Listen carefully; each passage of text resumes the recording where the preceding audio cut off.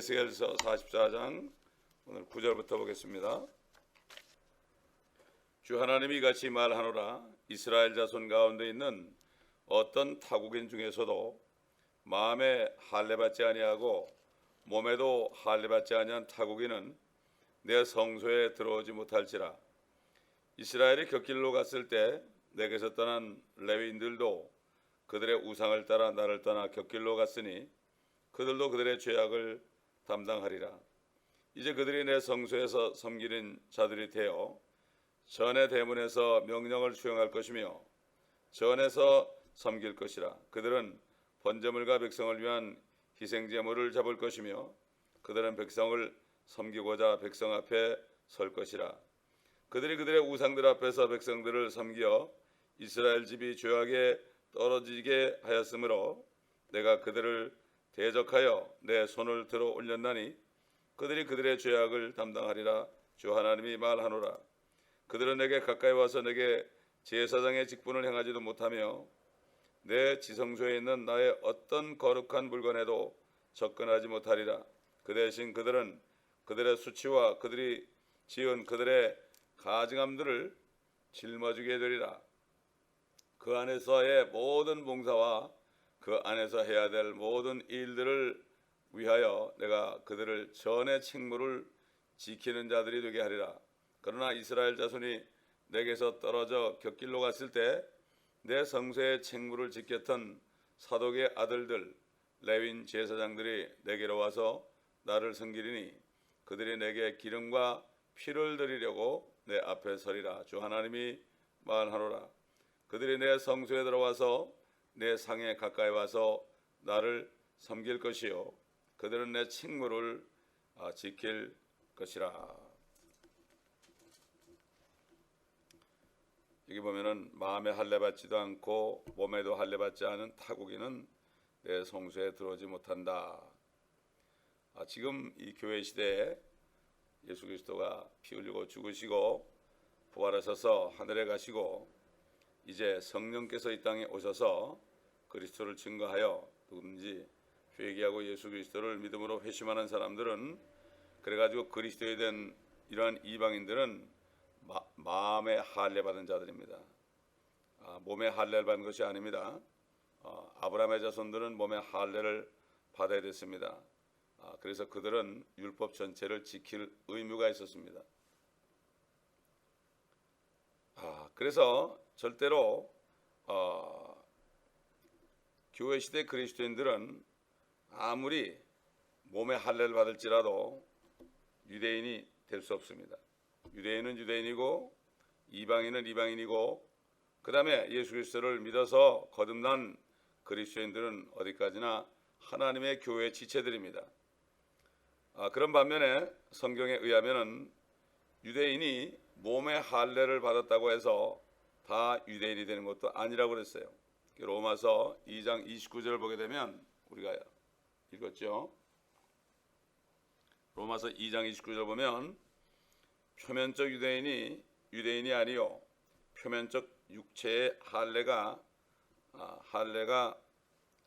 아니라 내면적 유대인이 유대인이요 할례는 마음의 할례이니 영에 있고 본문에 있지 않은 것이다. 이렇게 말씀하고 있죠. 유대인들이 만약에 할례를 받고 율법을 지킨다면 모르지만은 율법을 지키지 않는다면은 그 할례도 무용지물이 되는 겁니다. 천년왕국 시대에는 구약 시대와 마찬가지로 할례 받지 않은 이방인들은 여한 사람이라도 성소에 들어갈 수가 없습니다. 그러므로 여기서 우리가 볼 때도 천년왕국 성전이 유대인들을 위한 것이지 이방인들을 위한 것이 아니라는 것을, 또 교회를 위한 것이 아니라는 것을 우리가 여기서 또 확인할 수 있습니다. 10절에 보니까 이스라엘이 곁길로 갔다. 그럴 때 레위인들도 곁길로 갔다.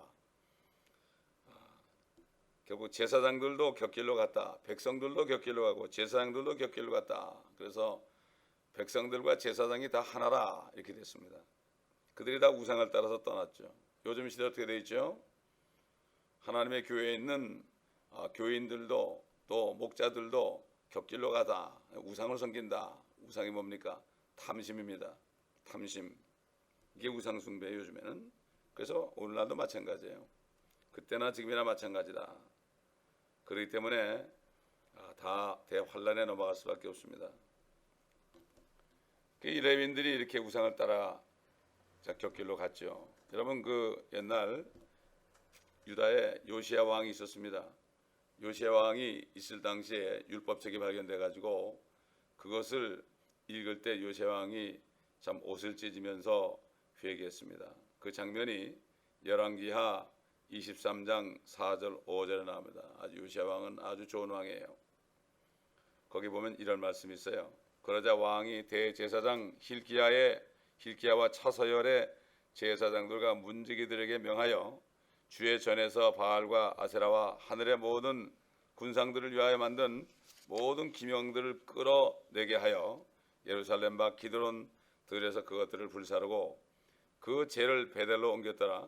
또 그가 우상을 섬기는 제사장들을 패하였으니 유다의 왕들이 명하여 유다 성읍들에 있는 산당들과 예루살렘 주위의 장소들에서 분향하게 하였던 자들과 또 바알과 태양과 달과 행성들과 하늘의 모든 군상들에게 분향하던 자들이었더라. 옛날 이렇게 요시야 왕 때 이렇게 했습니다. 이렇게 곁길로 간 레위인들은 천연왕국 시대에도 자신들의 본래 지위와 특권을 다시 회복하지 못하고 그들의 죄악을 담당하리라. 그들의 죄악을 담당하리라. 이 구절로 말씀하고 있습니다. 이로써 레위인의 아들들이라고 해서 천연왕국 시대에도 다 제사장들이 되신 것은 아니라는 것을 알 수가 있습니다. 그때는 정말 거룩한 자들만이 거룩한 성소에서 하나님을 섬길 수 있죠. 11절에 보니까 내 성소에 섬기는 자들이 전의 대문에서 명령을 수행할 것이며 전에서 섬길 것이다. 그 다음에 번제물과 희생제물 잡을 것이고 백성 앞에 설 것이다. 그러니까 곁길로 간 레위인들이 그들의 죄악을 담당하게 된다고 말씀하신 대로 성소에서 섬기는 자들이 되기는 하지만 백성을 위한 희생제물을 잡는 일로 백성을 섬기는 직책을 맡게 되는 거죠. 이것은 그들이 더 이상 제사장 직분을 회복하지 못한다는 것을 말씀하고 레위인으로서는 엄청난 수치가 될 수밖에 없습니다. 결국 그렇습니다.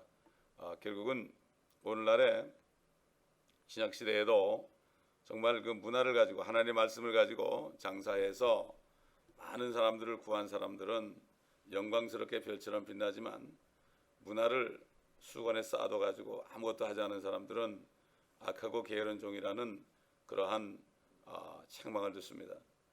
달란트 비에서는 한 달란트를 땅에 묻어놓은 사람을 끌어내 가지고 저 흑암에 던지라고 그랬어요. 그것은 유대인들의 적용되는 말이에요. 달란트 비유는. 그러나 문화 비유는 오늘날 교회 시대에 그리스도인들에게 해당하는 말씀이에요. 그렇기 때문에 한 문화를 수건에 이게 싸가지고 있었어도 악하고 게으른 종이라고 그랬지 절대 지옥에 던져서 슬피 없는 이를 갈게 하라고 그러지는 않았습니다. 수치스러운 구원을 받는 거죠. 이게 얼마나 수치인지 몰라요. 유대인의 제사장들도 나중에 그 직분을 하지 못하면 얼마나 창피하겠습니까? 그렇지 않습니까? 그렇기 때문에 우리는 구원을 받되 영광스러운 구원을 받아야 됩니다. 영광스러운 구원을 받아야 되지. 여기 뭐 미국의 사람들이 오려고 아직도 그러지만은 미국의 시민권자가 호meless가 되면은 그 얼마나 수치스러운 거예요. 풍요한 나라, 풍요한 곳에서 가난하면 더 수치스러운 거죠. 마찬가지로 정말 축복된 그러한 하늘과 땅에 또 새 예루살렘의 왕국에서 정말 아무것도 없다면은 얼마나 수치스러워. 그게 기회가 없는 거죠. 세상에서는 뱅크럽 한 번 하면은 또 회복할 기회가 있지만은 이 정말 70년, 80년 되는 인생 가운데서 실패하게 되면은 더 이상 회복할 수가 없습니다. 단 한 번밖에 시간이 없어요. 그래서 사도 바울은 성령 안에서 에베소 성도들에게 시간을 사서 얻으라 이렇게 말했죠. 여기 지금 12절 보면은 내가 그들을 대적하여 내 손을 들어 올렸나니 하나님이 손을 들어 올렸어요. 여러분 손을 들어 올리게 왜 그럽니까? 선서하려고. 그렇죠? 법정에서도 선서할 때 보면 딱 오른손을 들고 해요. 내가 정말 거짓말 안 하고 참만 얘기하겠다. 진실만 얘기하겠다. 그리고서 이제 증언을 하죠. 그래가지고 거짓말하면은 위증으로 걸립니다. 위증으로 큰 겁니다. 위증이. 그러니까 이렇게 그들이 우상을 섬겨서 우상 앞에서 백성들을 섬겨서 이스라엘 집이 죄악에 떨어지게 했기 때문에 하나님이 손을 번쩍 들어가지고 내가 그들의 죄악을 담당하리라. 그들이 그들의 죄악을 담당하리라. 그렇게 할 뿐만 아니라 주 하나님이 말하노라. 여기까지 했어요. 무슨 얘기입니다. 하나님께서 맹세코 말씀하실 때 내 손을 들어 올렸다는 표현을 씁니다. 사람들도 마찬가지죠. 서약을 할 때 그러잖아요. 선서를 할 때. 자, 문제는 인간의 경우 아무리 손을 들어 맹세했어도 안 지키죠. 지키지 않습니다. 하나님께서는 내 손을 들어 올렸다니 이렇게 말씀하시면 절대로 천하 없어도 취소되거나 변경되거나 하지 않습니다. 사람들은 하나님이 자기 같은 줄 알아요. 하나님의 말씀은 전체가 하나님이 서원한 겁니다. 이걸 하나님 말씀을 그냥 곁다리로 듣는 사람들이 얼마나 많아요. 자기 같은 줄 알아. 하나님이 천만의 말씀이죠. 얼마나 위험한 처만한지 모릅니다. 사람들이 참 용감합니다. 용감해요. 참 우리 주일날도 그랬지만은 요엘서에 요엘이 주님이 재림한 하박국에 주님이 재림하는 장면을 그가 들었죠. 막 창자가 떨리고 말이죠. 두려워 벌벌 떨었잖아요. 근데 요즘에 뭐 주님이 오신다 그래도 뭐 떨기는커녕 뭐 욕하고 달려들고 그러잖아요. 요즘 세대가 얼마나 악한지 이거 우리가 알 수 있습니다. 그때는 하나님의 말씀만 듣기만 해도 벌벌벌 떨었죠. 그렇기 때문에 하나님의 말씀에 떠는 자들을 하나님이 기뻐합니다. 상한 심령을 가지고 와서 하나님의 말씀에 떠는 사람들, 회개하는 사람들을 하나님께서 기뻐하십니다. 요즘에 그런 사람 참 보기 힘들어요. 13절에 보니까 뭐라고 그랬습니까?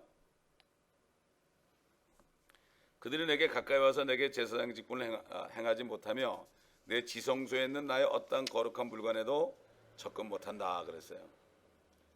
또 그들은 수치와 그들이 지은 가증함을 짊어지게 될 것이다. 지난날 하나님을 버리고 곁길로 갔던 레위인들은 제사장 직분을 행하지도 못하는 것은 물론 지성소에 있는 거룩한 기명들에 접근도 못한다. 아론이 살아있을 때도 범죄한 레위인들이 그렇게 못했습니다. 금지되어 있었습니다. 14절 보니까 그 안에서 그 모든 봉사와 그 안에서 해야 될 모든 일을 위하여 내가 그들을 전에 책무를 지키는 자들이 되게 하리라. 결국은 그들이 한층 이렇게 내려와서 전에 책무를 지키는 자들로 거룩한 물건들은 전혀 만지지도 못하고 그들이 원래 제사장 직분이 그게 참 거룩한 직분인데 그렇게 하지 못한 거죠. 그들은 영원토록 그렇게 해야 된다. 그러니까 순간이 영혼을 좌우합니다, 여러분. 우리의 70년, 80년 인생이 우리의 영혼의 운명을 좌우합니다. 이걸 깨달은 사람들은 정말 시간을 내어서 주님의 일을 합니다. 15절, 16절에 보니까 사독의 아들들 레위인 제사장들은 내게로 와서 나를 섬길 것이다. 그들이 내게 기름과 피를 드리려고 내 앞에 설 것이다. 이렇게 말씀했고 내 상에 가까이 와서 성소에 들어와서 내 상에 가까이서 나를 섬길 것이며 그들은 내 책무를 지킬 것이다. 사독의 아들들이 뭔가? 민수기 25장에 보면은 이스라엘 백성들이 시딤에 거기 거하였을 때 모압의 딸들과 음행했습니다. 처음에 그 발락이라는 사람이 발람에게 와가지고 많은 금은보화를 가져와서 이스라엘 백성들을 좀 저주해달라고 그랬죠. 그래서 처음에는 뭐 발람이 내가 하나님께 기도해 보겠다고 기도하니까 가지 말라고 그랬죠. 요즘 사람들이 많이 기도해 보겠다는 말을 많이 해요. 축하면 기도해 보겠다는 얘기 되게 보면 하기 싫다는 얘기예요. 왜냐하면은 우리는 대부분 하나님 말씀이기 때문에 어떤 일이 나올 때 기도 안 해도 다 답이 나와 있어요. 근데 내가 기도해 보겠습니다. 이렇게 얘기하는 사람들이 많은데 난 그럴 때마다 그래요. 뭘 기도합니까? 하나님 말씀에 이거 하라고 그랬는데 뭘 기도합니까? 하나님이 하지 말라고 할 것 같아요? 절대 그렇지 않습니다. 이렇게 얘기하죠. 요즘에 너무 쓸데없는 기도들을 많이 한다 이런 얘기죠. 나중에 이제 발람이 그 발락이 또 와가지고 더 많은 보화를 가져오니까 하나님께 갔죠. 그러니까 야, 가라 그랬죠. 가라 그런 게 아니라 가라 그랬다고. 그래 가봐라 이런 얘기죠. 네 뜻대로 안 된다. 오직 하면 당나귀가 그냥 주의 천사가 앞에 칼을 부서시니까 당나귀가 그걸 보고서 그냥 못 가니까 막 그냥 담벼락에다가 발람의 발을 비비니까 막 그냥 발람이 당나귀에게 막 욕을 했잖아요. 그러니까 당나귀가 말이죠. 내가 언제 네 말에 복종하지 않은 적 있냐고 당나귀가 말을 했잖아요. 저 보라고 주의 천사가 안 보이냐고 말이죠. 이렇게 좀 선지자들이 눈이 멀고 제사장들이 눈이 멀면 물질의 눈이 어두워가지고 하나님의 심판을 받지 못합니다. 그래가지고 마찬 가니까 저주하려고 입을 열었는데 하나님이 축복하는 말을 하겠잖아요. 절대 안 되는 거예요. 절대 안 되는 거죠. 그러니까 나중에는 어떻게 했습니까? 그 모함 여자들을 보내가지고 유혹해가지고 이스라엘 남자들이 그들하고 간음을 했죠. 음행을 하게 만들었죠. 그래가지고 저주받게 만들었단 말이에요. 그럴 때 결국 모세가 거기에 가담한 사람들 모압 딸들과 결혼해가지고 간음한 음행한 모든 남자들을 죽이라고 그때 명령을 했죠. 그 당시에 이스라엘 어떤 남자가요, 모세와 이스라엘 백성들이 뻔히 보고 있는데 미디안 여인을 데리고 버젓이 들어와가지고요 간음을 했어요. 그럴 때 비누아스라는 사람이 아론의 손자예요. 아론의 손자 비누아스라는 사람이 벌떡 일어나가지고 이 두 남녀를 그냥 창으로 배를 꿰뚫어 죽여버렸어요. 그러니까 하나님께서 진노를 멈췄습니다, 여러분. 그래가지고 민수기 25장 11절로 13절 보면 제사장 아론의 손자 엘라살의 아들 비누아스가 그들 가운데서 나를 위해 열심을 내어 이스라엘 자손으로부터 나의 진노를 돌이켰으니 내가 나의 질투심으로 이스라엘 자손을 진멸하지 않았도다. 그러므로 말하라. 보라 내가 그에게 나와 화평의 언약을 주리라. 그와 그 뒤를 잇는 그의 씨가 그것을 가지리니 곧 영원한 제사장 직분의 언약. 영원한 제사장 직분의 영원한 게 뭐죠? 천연왕국 때 살아가지고 영원히 제사장 직분을 감당한다. 이게 바로 에스겔 지금 44장의 사독의 아들들이 그렇게 할 것이다. 그 사독의 아들들이 그 후손이거든요. 이는 그가 하나님을 위하여 열성이 있어 이스라엘 자손을 속죄하였음이라. 죄를 지적하고 하나님 앞에서 죄를 책망하고 이렇게 구약 시대는 정말 모세가 얘기한 대로 그들을 죽였을 때 하나님이 이렇게 노를 멈췄다. 하나님께서는 하나님 자신을 위해서 열심을 낸 사람의 자손들을 영원한 제사장들로 삼으시겠다는 약속을 한 겁니다. 아론의 후손 가운데 사독이라는 사람, 신실한 사람이었어요. 그 당시 다윗 시절에 제사장이었습니다. 또 다윗의 아들 솔로몬에게 기름을 부어가지고 이스라엘을 다스릴 왕으로 삼았던 사람입니다. 아비아달이라는 사람이 있었어요. 그 당시 사독과 함께 제사장이었던 아비아달은 솔로몬 시절에 아도니아의 반란에 가담하는 바람에 처형당했어요. 그의 후손들은 제사장 직분을 할 수 없게 되었어요. 그런데 사독의 후손들만 제사장 직분을 맡게 되었는데 그들이 거룩한 제사장이 되어서 여기 지금 뒤에 가서 에스겔 48장에 넘어가 보면요 11절에 보면 이스라엘 자손이 잘못 갔을 때 레위인들이 잘못 간 것처럼 잘못 가지 않았느니라. 그들은 모든 레위인들이 다 우상을 섬겼을 때 그들은 홀로 모든 고난을 이기고 그들은 잘못 가지 않았다. 그래서 이 천연왕국의 사독의 자손들만이 영원한 제사장이 된다. 그래서 알 수가 있습니다.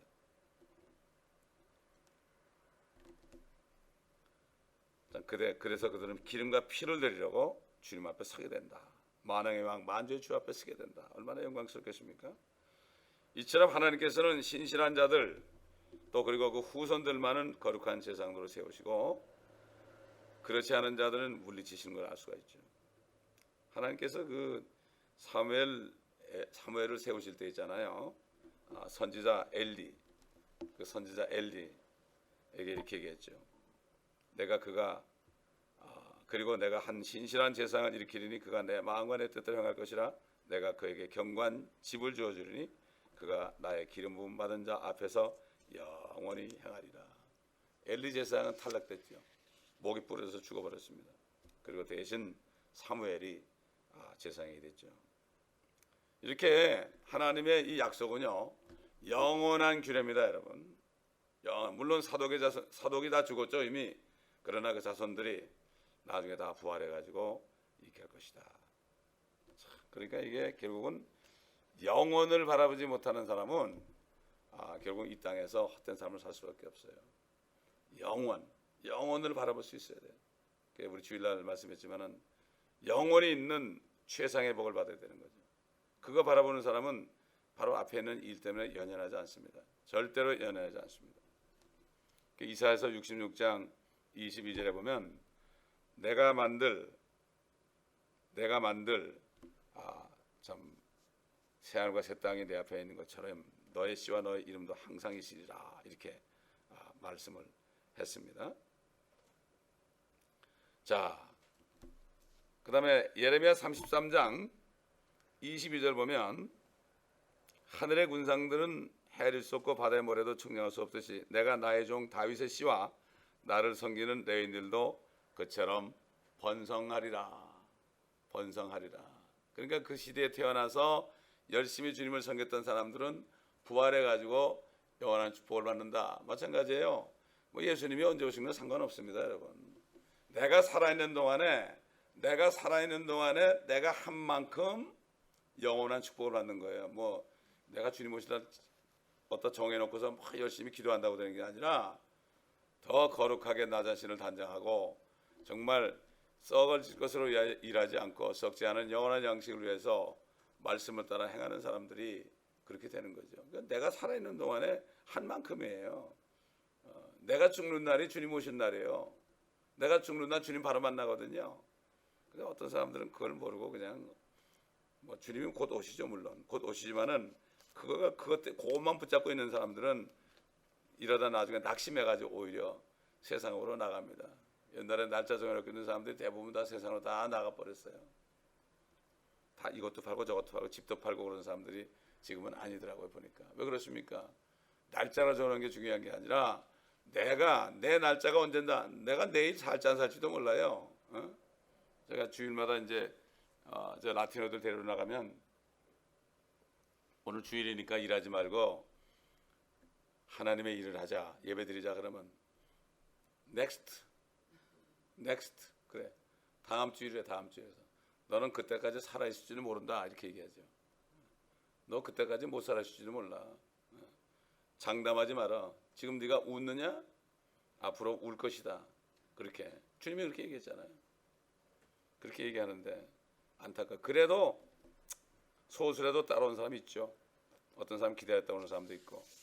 참 이게 하나님께서 예배한 자들이죠. 절대 아무나 못 옵니다.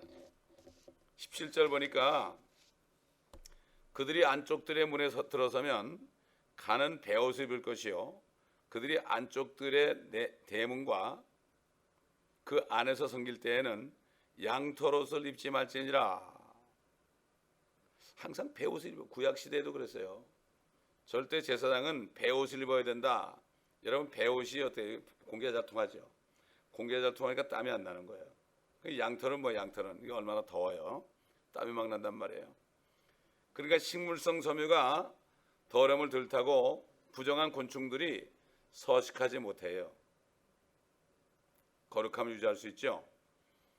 땀도 쉽게 차지 않아요. 그렇죠. 그렇기 때문에 동물성 섬유 자체는 정결하지 못하다. 하나님이 이렇게 말씀하시고 천연국 시대에 드려지는 제물 가운데서도 어린 양이 포함되지 않은 것과도 우리가 그렇게 보는 사람도 있지만은 순양이 제물로 드려지고 안식일에는 어린 양도 번제와 음식 제사로 드려지게 되는 것을 볼 수가 있는데 백성을 위한 화해를 이루기 위해서 어린 양이 제물로 드려진다 이렇게 얘기했어요. 그렇기 때문에 그 당시에는 항상 양털옷을 입으면 안 된다. 베옷을 입어야 된다. 이렇게 말씀했습니다. 18절 보니까 그들의 머리에는 가는 배 두건, 또 이것도 배 두건이에요.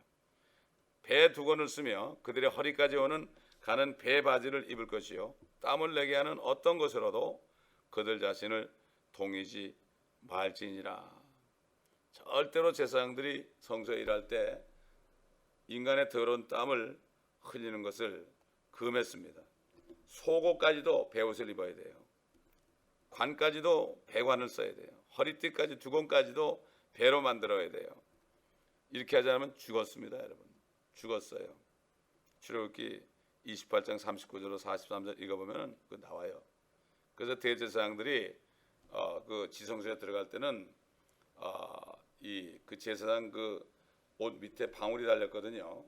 그리고 제사장은 이렇게 묶어가지고 끈을 이렇게 묶어서 들어가요. 그럼 제사장이 거기서 일할 때 일하고 살아있을 때는 딸랑딸랑 소리가 나요. 근데 그가 잘못해서 죽으면 못 들어가요. 들어가면 다 죽으니까 끄집어내야 되고 사람은. 이렇게 그 지성소가 무서웠어요, 여러분. 네? 무서웠습니다. 근데 지금은 우리가 예수님의 피를 흘렸기 때문에 우리는 마음대로 기도할 수 있고 마음껏 지성소 들어갈 수 있고 이 은혜를 사람들이 잘 몰라요. 잘 몰라. 나는 죽었어요. 대제사장이 1년에 딱 한 번 들어갔어요. 딱 한 번. 염소의 피를 가지고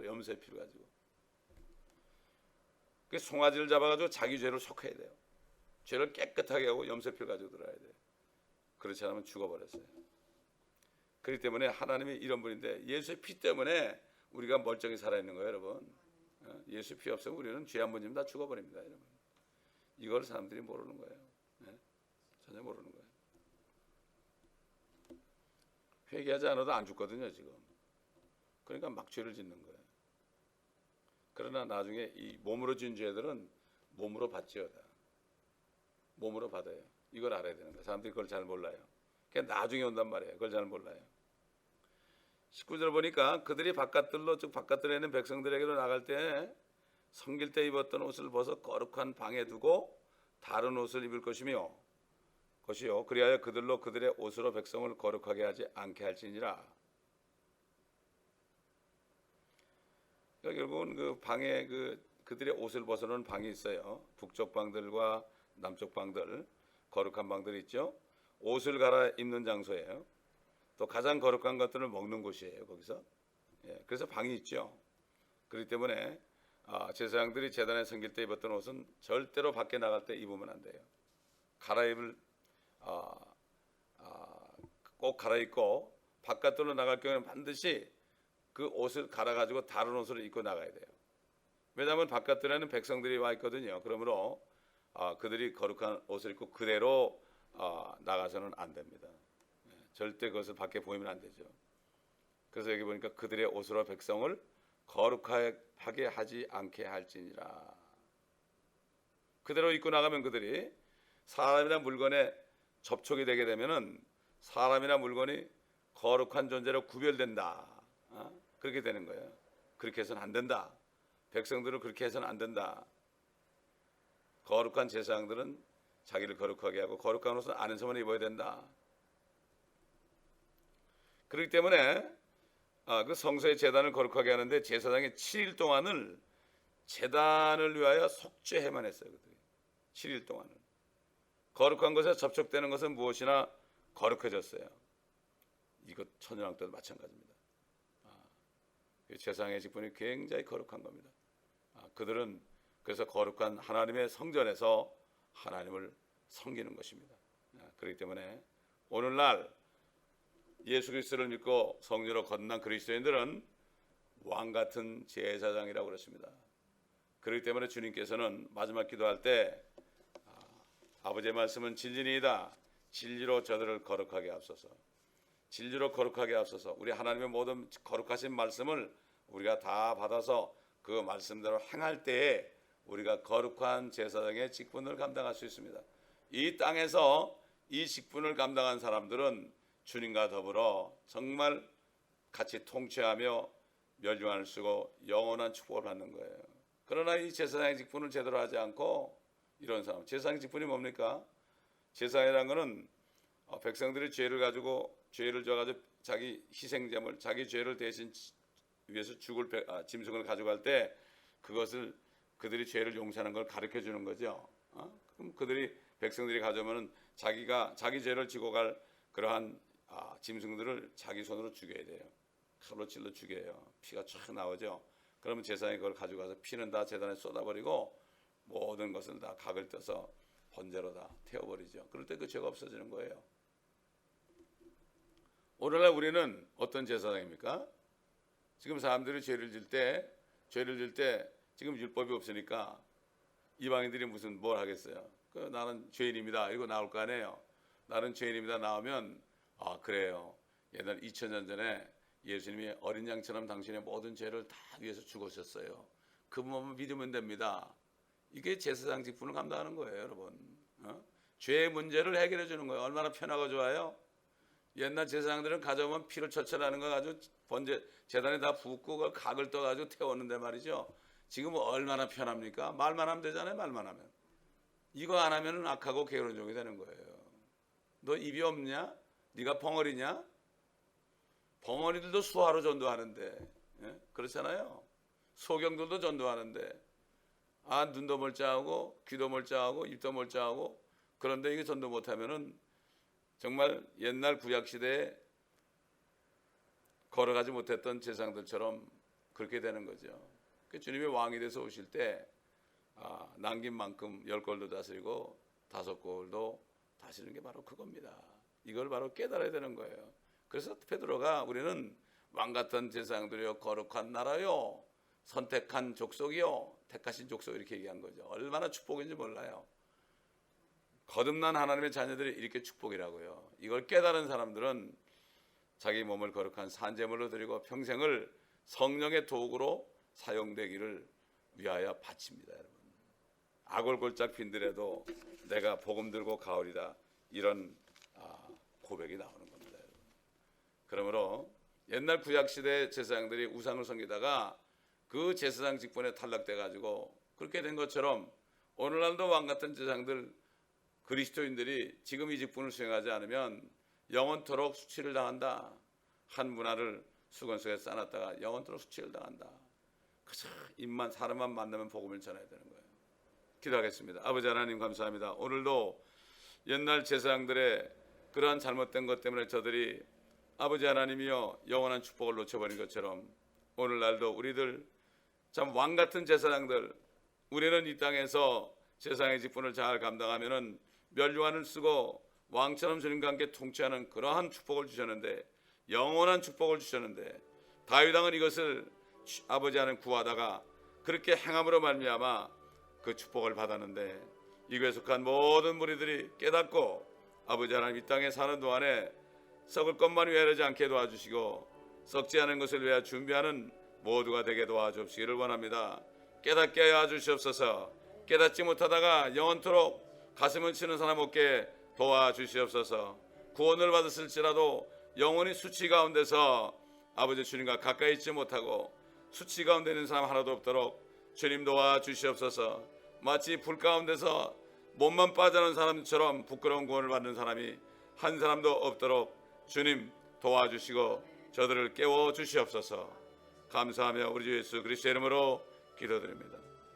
주의 한 번을 기도할 때 아버지 성령님, 이곳에 있는 더블중의 교회 모든 성도들 깨워주시옵소서.